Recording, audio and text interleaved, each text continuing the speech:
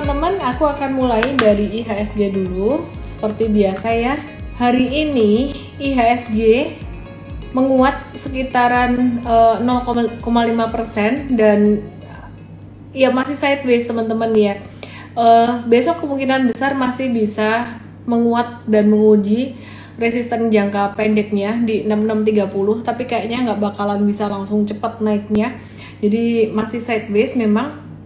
Naiknya 0,5% aja, didorong oleh banking big cap. Jadi kemarin banking big capnya habis turun, hari ini kembali naik, dan memang seperti yang udah kita bahas kemarin bahwa banking big cap ini memang koreksi normal aja gitu. Bahas Yellow, Net TV dan ASLC. Oke ya.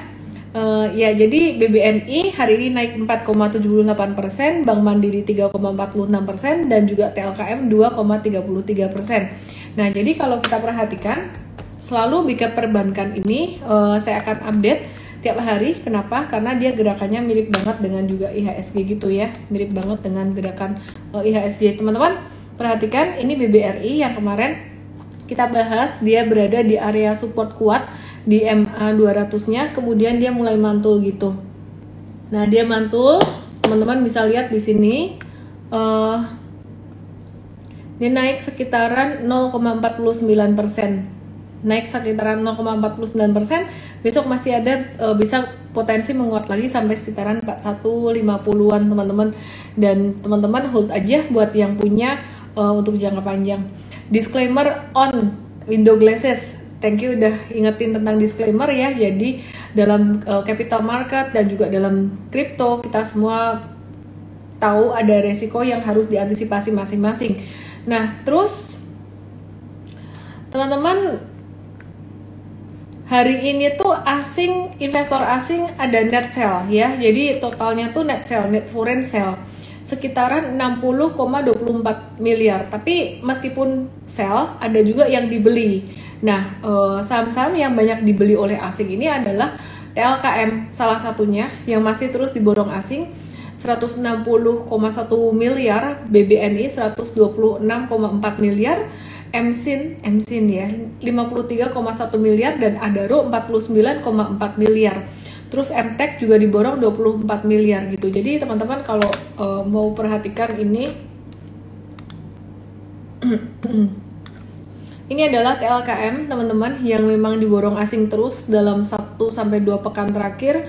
Cuman jangka pendek udah ketinggian, jangan dikejar. Meskipun asing ada borong-borong, jangan dikejar. Kenapa? Karena modalnya asing tuh banyak, modalnya investor besar tuh banyak. Sedangkan kita retail terbatas. Jadi teman-teman wait and see dulu aja. Alita Rimbawa, apa pengaruh net foreign buy sell terhadap saham? Ya kita lagi mau lihat arah gerak big fund ya. Big fund tuh nggak harus foreign, kadang juga ada domestik juga gitu ya. Intinya uang besar, kemana uang besar bergerak, di situ sebenarnya harga saham bisa mulai stabil gitu. Jadi intinya tuh kenapa sih harga saham bisa naik turun, semuanya kan karena supply and demand ya. Jadi kita perhatikan aja yang demandnya besar tuh apa gitu. Jadi yang demandnya besar tuh saham apa ya. Jadi kira-kira itu sih teman-teman. Nah, kalau demandnya besar, kalau misalkan diakumulasi asing, apakah akan naik terus? Kemungkinan besar akan naik terus, tapi kita mesti lihat juga dia akumulasinya tuh udah sejak kapan. Nah, kalau TLKM kayak gini teman-teman perhatikan, ini akumulasinya tuh udah sejak lama. Jadi ini tadi ada net buy sekitaran 100 miliaran tuh udah, istilah kata tuh udah yang belakang-belakangan lah ya. Jadi jangan dikejar di atas gitu. Oke, terus hari ini banyak banget pertanyaan tentang Yellow. Aku akan review dulu ya. Yellow, banyak banget yang nanyain tentang Yellow. Hari ini dia memang naik lumayan signifikan, sekitaran 8,45%, dan volume transaksinya lumayan tinggi. Nah, ini kalau teman-teman perhatikan, ini ada pola akumulasi. Jadi setiap kali hijau lebih tinggi daripada merah, ini memang tanda akumulasi. Cuman hati-hati ya, untuk perusahaan seperti ini memang likuiditasnya agak-agak kurang. dan juga volatilitasnya cenderung tinggi. Jadi ini teman-teman cocoknya buat scalping aja atau trading cepat. Misalkan teman-teman beli, ya siap-siap jual cepat gitu. Resistannya di angka yang terdekat di 163 dan tadi udah kesentuh. Next resistance di 180, jadi dekat-dekat area itu mulai siap-siap profit taking. Oke, nah teman-teman untuk yellow hati-hati ya. Jadi untuk scalping aja, untuk trading cepat-cepat aja gitu ya. Oke. Ada Muhammad Syukur ini nanya asing net buy maksudnya gimana? Ya mereka ada beli jual hari ini net sell sebenarnya. Hari ini tuh net sell di keseluruhan saham. Tapi pada beberapa saham tertentu mereka cenderung banyak kumpulin gitu. Jadi kayak di TLKM itu dia net buy di TLKM gitu. Saham satu lot yuk gibahin Mbak Indi. Dia membentuk pola apa? Oke, banyak yang nanya tentang Indi ya. Aku akan review Indi. Kalau menurut kami, menurut Mtrade dan menurut saya pribadi, ya jadi untuk Indi sendiri teman-teman perhatikan ya, kalau menurut saya pribadi sih untuk Indi sendiri ini dia sempat breakout tuh dengan volume tinggi dan pas turun koreksi ini turunnya tuh turun yang volumenya lebih kecil daripada yang kemarin gitu. Jadi volumenya tuh nggak signifikan, naiknya tuh nggak besar gitu ya. Jadi ini masih koreksi normal. Jadi teman-teman kalau misalkan ada koreksi normal lagi sampai sekitaran level 1800-an boleh tuh ya kalau misalkan mau buy on weakness untuk Indi. Jadi Indi sih masih masuk watchlist. Seperti halnya Medco yang tadi Mtrade ada buyback ya, Medco ya. Akhirnya naik sampai 510. Nah, Medco tuh tadi pagi teman-teman dia tuh turun sampai area support di sini, dan Medco ini teman-teman kalau nyimak IG live tiap hari ini kita udah bahas terus bahwa Medco ini patternnya menarik gitu. Jadi tadi pas dia sekitaran level 488 berapa ya? 488 490-an lah kayak gitu. Tadi kita ada buy di area tersebut dan ya dia naik lumayan sampai 510. Hari ini dia naik sekitaran 5%. Nah, Medco ini mungkin teman-teman ada yang mau swing trading, ada yang mau jangka menengah. Misalkan tadi sama-sama beli, bisa tuh buat swing trading dan juga sama bisa untuk jangka menengah dan juga bisa juga untuk swing trading. Untuk swing trading rawan profit takingnya sekitaran area 530-an. Sedangkan untuk jangka menengah kita nggak pernah target. Untuk jangka menengah tuh kita selalu follow the trend. Resisten berikutnya setelah 530 di angka 560 untuk Medco. Jadi ada MA200 di angka 560-an gitu. Saham-saham Imlek dong, kayaknya nggak ngefek sih mau Imlek mau apa. Market lagi nungguin apa sih? Saat ini market lagi nunggu keputusan The Fed tentang suku bunga. Ya jadi IHSG masih sangat rawan dan masih volatile. Teman-teman kalau nggak mau pusing, mesti tetap ada di portfolio untuk saham-saham yang menstabilkan portfolio seperti halnya BCA, BRI. Ya, dan BMRI tadi sempat breakout juga. Jadi samalah saham-saham itu. Jadi jangan semuanya untuk trading. Sebelum saya lanjutkan teman-teman, ada giveaway di YouTube Mtrade. Teman-teman bisa cek di YouTube Mtrade tentang mau hidup sebagai full time trader, siapkan 5 hal ini. Nah, itu ada hadiahnya. Ya, jadi hadiahnya ada buku-buku saya, terus giveaway-nya berlangsung sampai tanggal 29 Januari gitu. Pengumuman pemenangnya pada tanggal 31 Januari gitu. Dan hari Kamis besok jam 5 sore ada YouTube live tentang bagaimana caranya ngeborong saham diskon. Borong saham diskon tuh gimana caranya gitu, gimana nyarinya. Bersama dengan Coach William dan juga dengan Coach Mtrade yang lain ya. Jadi bersama dengan Coach Marin juga. Jadi besok jam 5 sore hanya di YouTube Mtrade gitu.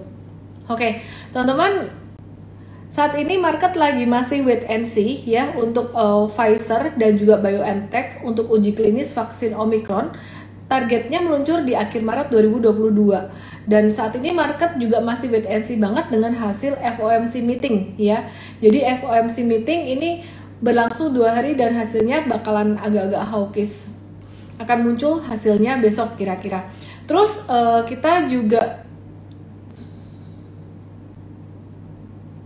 kita juga mau bahas juga tentang proyeksi pertumbuhan perekonomian dari IMF itu lebih rendah. Jadi tadinya di angka 5,9% untuk Indonesia di 2022, ini diproyeksikan sekitaran 5,6% aja. Jadi perlambatan ini ya salah satunya karena COVID-19 gitu. Nah, yang menarik, Indonesia justru malah mulai ekspor mobil ke Australia pada kuartal 1 2022 gitu.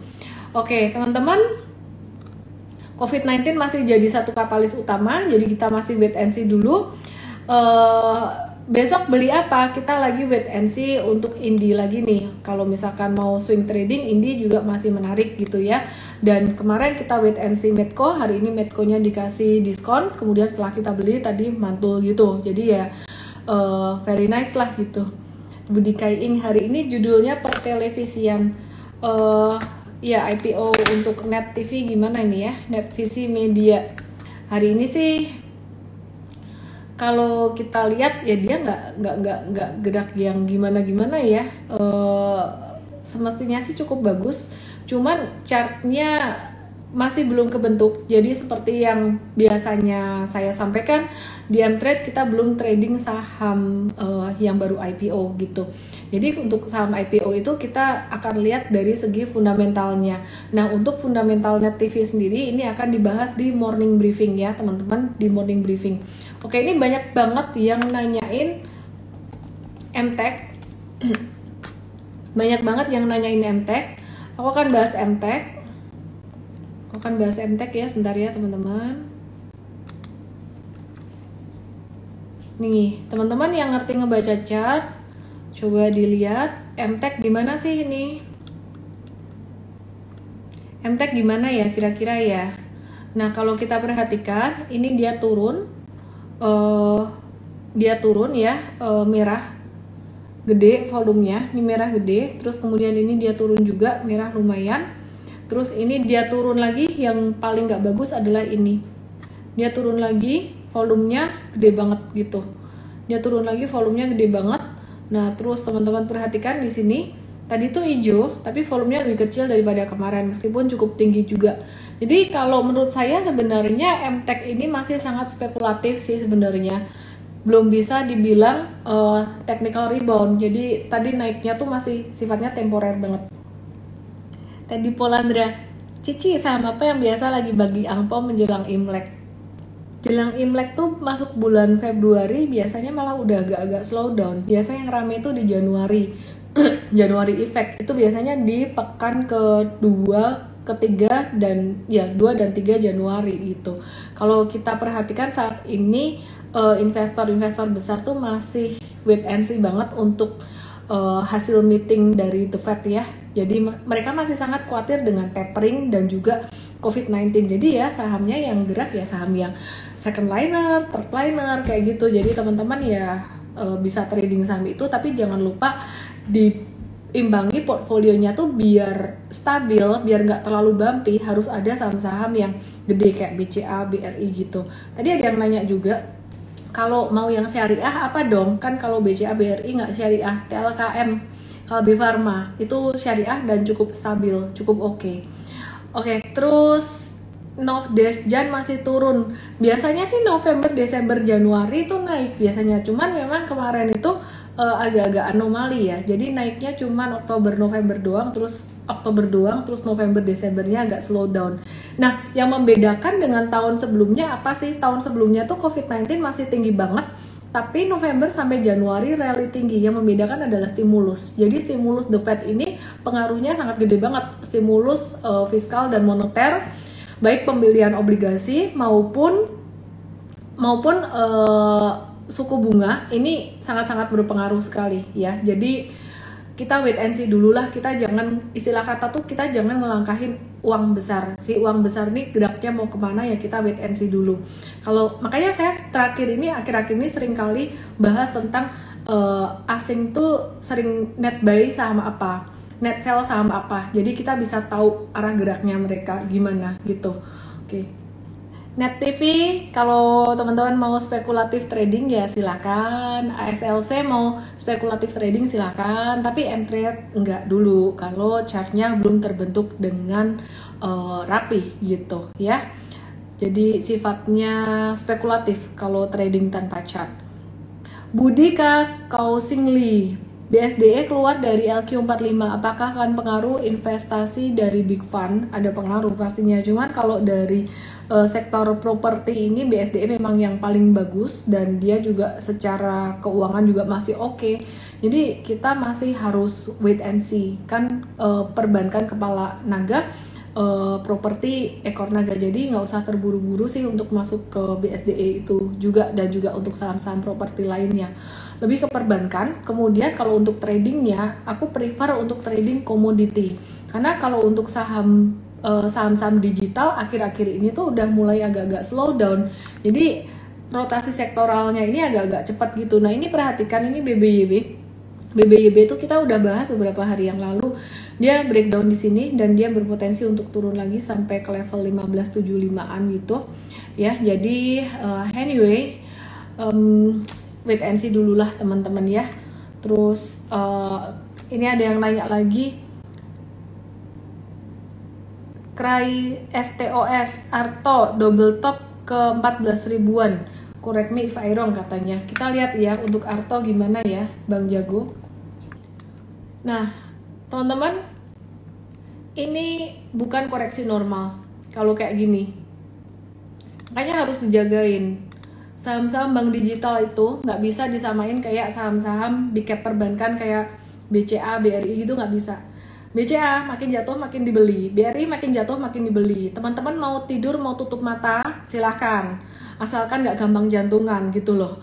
Jadi asalkan belinya tuh dikit-dikit, bukan langsung hajar bleh, bukan langsung all in gitu. Jadi masih punya modal, pas dia turun dibeli, turun dibeli. Nah tapi kalau saham-saham bank digital mau sebagus apapun story-nya, saya tetap prefer trading dulu, antara tradingnya tuh trend following atau swing trading. Contohnya Arto ini kalau trend following ini udah patah trend dari MA juga udah patah, ini dia membentuk pattern double tops dan jatuhnya di sini tuh sangat gak bagus banget. Artinya ini bakalan bisa lanjut koreksi turun gitu, 1, 2, 3 gitu ya. Jadi volumenya bakalan semakin gede gitu, jatuhnya bakalan semakin gede. Nah bisa sampai ke berapa? Tadi ada yang nanya bisa sampai ke 14.000, nggak bisa banget. 14.500 nih udah di depan mata di sini. Jadi kalau ini volumenya masih belum mengecil, jatuhnya candlenya juga belum mengecil, berarti masih akan ada tekanan jual, bisa sampai ke 14.500-an gitu. Oke, BBCA lebih aman, ada yang bilang gitu. Ya benar sih Mulyani 08, BCA lebih aman, tapi gerakan sahamnya juga nggak akan bisa sampai cepat naiknya. Makanya tergantung dari tujuannya. Tujuannya buat apa sih? Tujuannya buat portfolionya nggak terlalu bumpy, naik turunnya oke, bener, boleh BCA, BRI. Tapi kalau tujuannya kamu mau dapat cuan yang kayak sehari naik cepat auto reject atas, nah itu nggak bisa kayak gitu. Ujung-ujungnya sih sebenarnya semuanya bicara tentang aset alokasi atau portfolio management. Ketika kita mau trading saham yang naik turunnya cepat, volatility-nya besar, cepat auto reject atas, itu justru porsi tradingnya, porsi position sizingnya mesti agak dikecilin dikit. Wah kalau kayak gitu kapan kayaknya? Harusnya auto reject atas saham-saham yang kayak gitu di all inin semua, itu namanya gambling. Nah itulah yang membedakan antara trader dengan gambler gitu. Jadi kalau kita trading dengan menganggap trading ini sebagai bisnis, bukan untuk spekulasi, ya kita harus pakai nalar, jangan cuman pakai emosi aja gitu. Intinya itu sih teman-teman. Sedangkan kalau saham-saham yang steady, geraknya bagus kayak BCA, BRI yang nggak terlalu signifikan naik turunnya, nah itu boleh banyak. Tapi gimana dong naiknya pelan-pelan? Namanya juga buat stabilin portfolio gitu. Jadi yang terpenting buat trader dan juga buat investor bukan seberapa cepat kita dapat cuan, tapi seberapa lama kita bertahan di capital market ini ya. Jadi kalau misalkan kita cepat-cepatan cuan, abis itu babak belur, nggak ada gunanya. Yang paling penting adalah konsisten dan sustainability. Nggak usah pusing sama orang-orang yang pamer kayak sehari cuan berapa miliar. Kamu bisa kok cuan 1 miliar sehari kalau modalmu 5 miliar, 10 miliar, gampang buat beli satu saham all in. Tapi saya rasa itu bukan satu strategi money management yang bagus, bukan satu strategi risk management yang bagus. Jadi mungkin yang dikasih lihat cuannya aja, rugi bermiliar-miliar kita juga nggak tahu gitu loh. Itu aja sih. eh BBNI, aku mau update ya laporan keuangan dari BBNI ya. BBNI ini laporan keuangannya pada full year 2021 dia berhasil membukukan net interest income sebesar 38,3 triliun atau 12,4% year on year, didukung oleh efisiensi dari cost of fund-nya gitu. Jadi biayanya efisien gitu. Cuman sekitaran 1,6% aja dibandingin tahun sebelumnya 2,6%. Terus kemudian untuk NPL-nya sendiri atau tingkat kredit bermasalahnya itu juga membaik sekitaran 33,7% dibandingkan dengan tahun 2020 itu 4,3% ya, jadi masih bagus. Nah tadi kita sempat bicara TLKM ya, TLKM ini kan diborong asing, meskipun diborong asing secara teknikal udah agak ketinggian.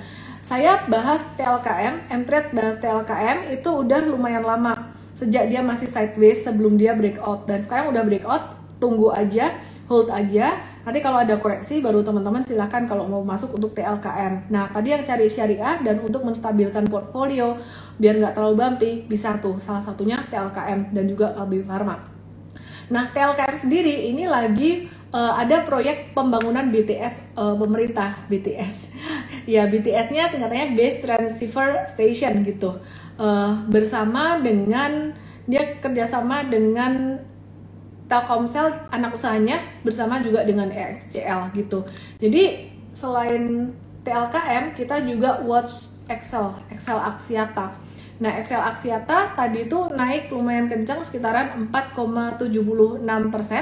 Cuman trennya masih sideways banget dan ekornya masih banyak gitu. Jadi kita wait and see dulu untuk Excel Axiata. Tapi ini masih menarik untuk Excel Axiata ini gitu. Oke, terus kemudian kita mau lihat tadi MTech aku udah bahas ya teman-teman ya. MTech tuh kalau tadi aku perhatikan dia tuh cuman naik sementara aja, masih akan potensi ada tekanan atau turunnya tuh resikonya masih ada. Jadi dia mantul sedikit aja kayak ripple, jadi ada ombak, ada ripple, ombaknya turun tapi ripple-nya naik, jadi arahnya masih bisa turun. Kita masih harus wait and see gitu. Nah terus malah ngegosip ini apa ya, TLKM, pada penasaran TLKM lagi, udah aku bahas loh tadi sebenarnya TLKM. Perhatikan ya TLKM ya, ini TLKM teman-teman. Nah, dia naik terus kemudian koreksi sampai ke supportnya 4190. Hari ini tuh dia breakout lagi. Jadi jangan dikejar deh karena apa? Candlenya nggak enak. Candlenya nggak enak kayak gini. Dia open di sini, sempat turun kemudian naik lagi gitu. Jadi wait and see dulu kalau ada koreksi normal ya.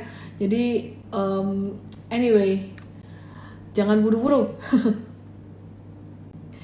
Farida Mutiara tadi bahas BBNI masih ngegantung karena fundamental doang. Jadi ya gimana dong? Buy, sell atau hold? Oke lah. BNI kemarin dibuang, dibanting, turun sampai dalam banget. Tapi kalau emiten yang fundamentalnya bagus, nah ketika dia turun ini justru banyak yang borong. Hari ini dia naik dan recover di sini, teman-teman. Buy atau sell atau hold, yang punya untuk investasi hold aja, yang belum punya aku nggak prefer BBNI, nanggung chartnya. Lebih ke BRI. Secara valuasi memang BRI lebih mahal daripada BBNI, tapi secara teknikal itu sebenarnya dia lagi murah, lagi di area support. Hari ini aja tadi mantul udah agak tinggi lagi, tapi kalau misalkan dikasih dekat level 4 ribuan itu oke sih. Baik, terus sampai punya cucu dong, sampai duitmu habis. Sampai sekuatnya duitmu. Oke. PBB jangan ya, lagi downtrend, lagi turun gitu. Terus WSKT dan ADI dari INKE. Oh, BMRI. Banyak yang nanya juga BMRI gimana. BMRI hari ini breakout loh, cakep loh. Dia cakep, BMRI breakout, tapi nggak usah dibeli semuanya saham perbankan, dibeli gitu, 1 atau 2 aja. Dan ini dia breakoutnya tuh breakout dari sideways panjang, ini mengakhiri masa sidewaysnya dan bakalan jadi uptrend banget. BMRI, Bank Mandiri ini satu saham perbankan yang dia menolak turun. Kalau BRI kan chartnya turun dulu baru kemudian naik lagi. Nah, yang suka breakout play BMRI ini cakep banget, dan ini pattern super trader yang oke banget gitu. Dia bakalan bisa sampai ke mana BMRI ini dengan breakoutnya di situ. Dia bakalan bisa menguji last high-nya di level 8.000 sampai 8.025. Ya, sekitar 8.000 sampai 8.025. Terus kemudian di 8125 juga sekitaran 8.000 sampai 8125-an gitu. Oke. Nah, ini Bank Mandiri. Oke, terus kemudian ini ada yang nanya, Regi Muhammad, saran yang nyangkut BBYB di average down atau hold? Jangan average down, nanti kalau average down kamu rugi tambah rugi. Nyangkutnya nyangkut rugi berapa persen ya? Cara mengatasi nyangkut tuh ada beberapa macam. Yang pertama adalah kalau kamu tega langsung di-cut semua, tukar saham yang tadi saya cerita, beberapa yang bagus, dan jangan semuanya untuk trading gitu. Tapi kalau kamu nggak tega, ya udah biarin dulu aja. Nanti kalau misalkan ada cuan dari saham lain, misalkan ya contoh nih, kamu cuan dari saham lain 10 juta, alokasikan 2 jutanya buat ngekatin saham itu.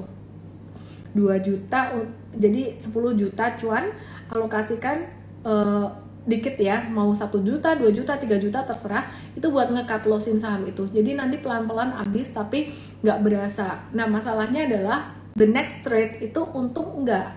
Kalau misalkan the next trade boncos terus, ya itu bakalan ngegali jurang lebih dalam. Jadi saran saya sih sebenarnya buat teman-teman yang portfolionya banyak nyangkut itu jangan terburu-buru, review dulu dan wait and see dulu. Saran terbaik sebenarnya adalah harus ada diversifikasi ke saham-saham yang stabil gitu ya. Kalau memang nggak tega, aku nggak tega, masa aku cut loss, aku ganti dengan saham dengan BMRI gitu, nggak tega ya jangan, ya udah. Pokoknya semantapnya hati aja. Do nothing kalau teman-teman lagi ragu. Average down atau emosi tukar saham lain yang buat trading dengan asumsi wah ini bakalan arah nih, kalau aku tukar ke sini malah bakalan makin cepat, ternyata malah ARB gitu, itu bakalan menggali jurang lebih dalam. Intinya sabar dulu.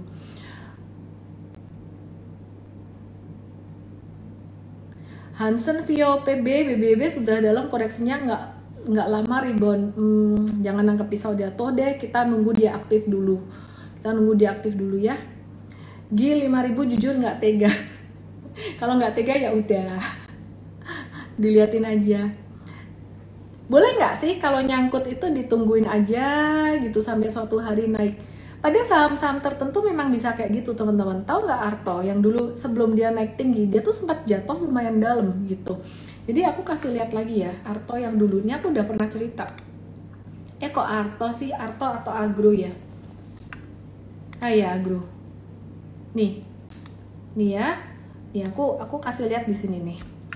Agro dulu tuh dia sempat di sini nih di 1555. Nah, kemudian dia tuh sempat turun, terus kemudian naik, turun lagi parah sampai 770.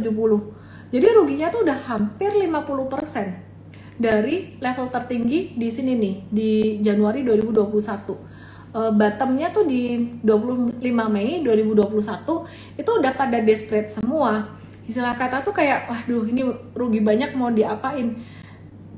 Tapi kenyataannya dia bisa naik balik bahkan sampai cuan, lebih cuan. Habis itu dia jatuh lagi. Nah, ini dia jatuh lagi dari atas sampai bawah sini. Ini sekitaran 31%. Terus jatuh lagi balik ke level sebelumnya di sini. Ini sekitaran 55%. Nah, ini adalah karakter, sebenarnya salah satu karakter dari growth stock. Nah, growth stock sendiri saya maunya sih kalau saya invest di growth stock, aku combine dengan technical analysis dengan ilmu trend following. Karena ya mau gimana ya, kalau saya sih mindsetnya investasi jangka panjang tetap harus ngelihat perusahaan ini secara fundamental, dia itu cash rich atau enggak, valuasinya gimana, dan juga sustainability dari profitability dan juga revenue-nya gitu. Jadi kalau belum ada itu, cuman main story aja di new economy, ya kita ikutin aja. Ketika story-nya hype kayak BB dulu story-nya hype, naik. Tapi setelah itu pas turun banyak, hancur, ya udah kita pergi aja. Sebelum dia hancur kita let go gitu loh. Jadi kita keluar, jangan fanatik pada story satu saham gitu. Kalau mau investasi jangka panjang, Saya sih lebih ke arah prefer value dan growth. Kalau growth harus combine dengan technical. Kesimpulannya adalah buat teman-teman yang nyangkut, misalkan nyangkutnya udah 40-50% gitu, ditanya ini bakalan bisa balik nggak sih?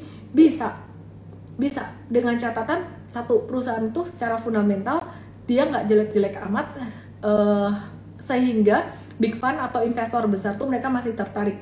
Nah, contoh lagi nih, Adaro juga sempat jatuh ketika saham-saham coal jatuh. Nih, ini di sini aku tarik ya. Kok ini sih, sorry. Ya, ini Adaro sempat tertingginya 1960-an, sempat jatuh sekitaran 20%.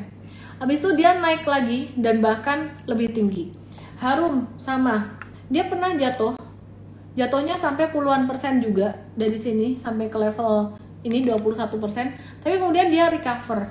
Nah, kita lihat dong yang lain gimana. PTBA, Indi kemarin habis breakout volume tinggi, sekarang dia lagi konsolidasi normal gitu. Apakah dia bakalan bisa balik ke level tertingginya? Para nyangkuters mungkin akan happy denger ini, tapi aku disclaimer juga, aku nggak mau ngejamin apapun. Cuman kalau teman-teman perhatikan patternnya ini, kalau ngikutin macam si Harum ya, jadi ini teman-teman perhatikan, ini dia udah breakout dari sideways di bawah. Ini kemungkinan untuk balik sampai ke 2355 tuh besar kemungkinannya. Jadi buat kamu-kamu yang nyangkuters, asalkan sahammu itu nggak jelek-jelek amat, fundamentalnya ada, saya percaya akan ada waktunya dia menguat. Aku bukan ngajarin kamu untuk anti cut loss, enggak. Cuman kalau kamu udah nyangkut rugi sampai 40-50% mau di cut loss, kadang-kadang malah setelah kamu cut loss dia naik. Jadi ketika mau cut loss itu juga pertimbangkan secara fundamental dan teknikal juga. Misal, ini Indi. Ini strategi buat kalian yang nyangkut. Ini Indi ya, pakai akal sehat, jangan pakai emosi. Indi ini udah turun 37% sampai ke bottom dari puncaknya. Cuman pas dia turun sampai ke sini teman-teman, ini diperhatikan dia tuh beberapa kali ketahan MA 200. Ini sempat breakdown, kita sempat cut loss juga yang beli-beli di bawah. Kita kan ada buy on weakness waktu itu. Breakdown di sini kita cut loss. Tapi begitu dia balik ke sini dan teman-teman perhatikan, mulai di sini kelihatan ada tanda akumulasi lagi, hijau tinggi. Ya, ini sideways. Kemudian teman-teman perhatikan di sini. Nah, ini adalah tanda berakhirnya masa akumulasi, masuk ke partisipasi, masuk ke tren naiknya. Jadi meskipun Indi ini masih agak-agak sideways, misalkan dia turun sampai 1800-an, ini udah lebih bagus patternnya. Istilah kata tuh harapan buat dia naik sampai ke 2360 tuh lumayan gede gitu loh. Jadi berbahagialah para nyangkuters, meskipun aku nggak ngejamin dia akan naik ke situ secepat beberapa hari, nggak ngetik gitu loh. Jadi kesimpulannya, balik lagi, tadi banyak yang nyangkut di BBYB. Apakah BBYB bakalan bisa balik naik? Perlu cut loss nggak sih? Kita ukur ya, dia udah jatuh berapa persen dari level tertingginya. Dia udah jatuh dari level tertingginya tuh sekitaran 38%. Oke, apakah dia bisa naik? Kita lihat dong secara historical, dia pernah jatuh sedalam apa sih BBYB ini? Dia pernah jatuh 43%, habis itu naik lagi. Sebelumnya, kita lihat di sini, dia pernah jatuh 16%. Jadi memang fluktuasinya lumayan, kalau naik cepat, kalau turun cepat juga. Jadi ini pernah jatuh 43%, habis itu dia naik dan bahkan naik jauh lebih tinggi lagi. Pertanyaannya, apakah di sini BBYB bakalan naik lagi? Kita nggak tahu, kita kasih support yang sangat kuat. Daripada berangan-angan dia naik, lebih baik kita antisipasi dia bisa jatuh sampai level berapa. Ada kabar nggak enak, ada kabar enak, ada kabar yang lebih baik. Jadi BBYB ini dia jatuh, hari ini pun jatuhnya masih volumenya tinggi. Kemarin juga volumenya masih cukup tinggi. Cuman ini ada satu support kuat di garis biru ini. Support kuat garis biru ini dapatnya dari mana? Dari high pada 26 Agustus. Jadi teman-teman kalau mau perhatikan di sini, ini 26 Agustus tuh di sini. Ini support yang sangat kuat di angka 1700. Nah, 1700 tuh pas banget, deket banget gitu. Wah, kalau gitu beli dong di 1700. Siapa bilang? ya bisa aja breakdown, jangan nangkep pisau jatuh. Ini tuh aku bahas tentang support kuatnya dengan konteks bahwa kemungkinan kalau ada terjadi technical rebound, manfaatkan buat kurangi posisi buat para nyangkuters. Jadi itu tips-tips buat para nyangkuters. Tips yang pertama adalah kalau bisa jangan sampai nyangkut, breakdown support, exit. Cuman problemnya yang kedua, yang bikin nyangkut itu adalah karena kita fokus pada story ya. Jadi saya pernah juga ngalamin nyangkut itu bukan karena technical. Kalau kita ngikut technical tuh malah aman sebenarnya, breakdown support, exit gitu, tren patah, exit. Tapi begitu kita combine dengan story, kita percaya story satu saham, misalkan story apa ya dulu Bukalapak, terus oh BBYB ini kan ekosistemnya bagus dan seterusnya, tanpa technical bisa nyangkut. Nah, solusinya adalah antara satu, jual semuanya, tukar ke saham yang lebih steady, dan nggak usah terlalu banyak action gitu. Semakin banyak action, semakin bikin kamu jadi nggak objektif dan stres. Solusi keduanya adalah nggak usah ditukar ke saham yang stabil kayak BCA BRI, nggak usah tukar, nggak apa-apa. Tapi tradingnya bisa cuan nggak? Kalau misalkan trading saham yang lain cuan, misalkan cuan 10 juta, pakai 2 jutanya atau 3 jutanya buat cut-cutin loss di situ. Cara yang ketiga adalah kalau kamu nggak tega nge-cut dan tukar ke saham yang stabil, kalau kamu tradingnya masih belum bisa cuan di saham-saham yang second liner, third liner, which is sekarang susah banget marketnya. Cara yang ketiga adalah do nothing, udah nggak usah ngapa-ngapain, belajar aja, tungguin sampai dia naik. Tungguin sampai dia naik. Karena udah terlanjur, sekitaran 40-50%. Jadi kecuali di saham-saham third liner ya, third liner itu saham-saham yang liquidity-nya tuh benar-benar nggak ada. Nah itu bohwat lah istilah kata. Mau gimana lagi? Kalau second liner masih mendingan gitu. Jadi mana yang termasuk second liner, mana yang termasuk third liner, kita akan bahas di edukasi yang terpisah di seminar M-Trade ya teman-teman. Oke, kira-kira itu ya teman-teman ya. Kira-kira itu teman-teman, fokus belajar aja. Dan satu lagi nih pada nanyain BBHI. BBHI sih seperti yang aku bilang ya, story-nya kayaknya bakalan menarik, bakalan jadi the next BBYB atau the next Arto gitu. Nah, BBHI sendiri ini kita lagi watch banget nih. Ini kan kemarin dia naik kencang, terus dia kan sideways ya. Kita lagi nungguin sekitaran level 5.550-an, level-level deket situ gitu. Jadi area-area ini 5.500 sampai 5.700-an ini oke nih kalau buat buy on weakness, tapi tetap aja saham ini juga fluktuasinya lumayan. Jadi buat teman-teman yang dulu suka banget sama Arto atau Bang Jago dan yang cinta banget sama BBYB, kayaknya udah mulai harus switching nih gitu. Jadi mesti combine dengan technical tuh benar-benar ngebantu banget, nyelamatin kita banget. Banyak yang bilang kayak ada beberapa yang bilang kayak, wah yang paling ini tuh kayaknya make sense tuh Bandarmologi deh. Kita ngelihat broker A beli ini, kemudian broker B jual itu. Menurut saya nggak make sense. Kenapa? Karena ya teman-teman, yang namanya investor, apalagi investor besar, mereka tuh bisa beli dari broker A, kemudian pindah saham, bisa juga kemudian jual lewat broker yang lain gitu loh. Jadi nggak bisa kita mantau broker A ini kemarin beli banyak, kemudian kita tungguin kapan dia jualan. Nggak bisa kayak gitu. Nah, yang bisa bantu kita untuk pantau big fund atau big money ini arah geraknya kemana, ya technical. Mau scalping pun juga pakai technical. Gimana dong cara scalpingnya pakai technical tuh ada dijelasin di edukasi M-Trade, tapi intinya sebenarnya ngeliatin dari intraday chart gitu aja.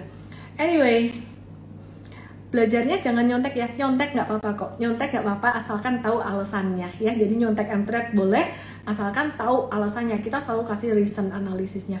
Thank you semuanya teman-teman.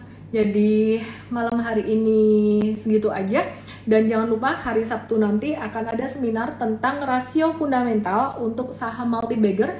Kita akan belajar tentang value stock and growth stock, cara ngefilteringnya gimana untuk saham-saham yang calon multi bagger. Masih kelanjutan dari seminar kemarin, seminar Sabtu kemarin bicara tentang cara mencari saham multi bagger. Sabtu ini lebih ke rasio fundamentalnya. Dan jangan lupa besok di YouTube jam berapa ya, YouTube ada YouTube live juga tentang value stocks, cara mencari saham yang valuasi murah. Besok jam 5 sore bersama dengan Coach William dari M-Trade, dan juga ada giveaway di YouTube untuk video mau hidup sebagai full time trader, siapkan 5 hal ini. Langsung aja ke video tersebut, akan ada hadiah, pengumumannya tanggal 31 Januari. Semoga bermanfaat. Salam profit, good night, dadah.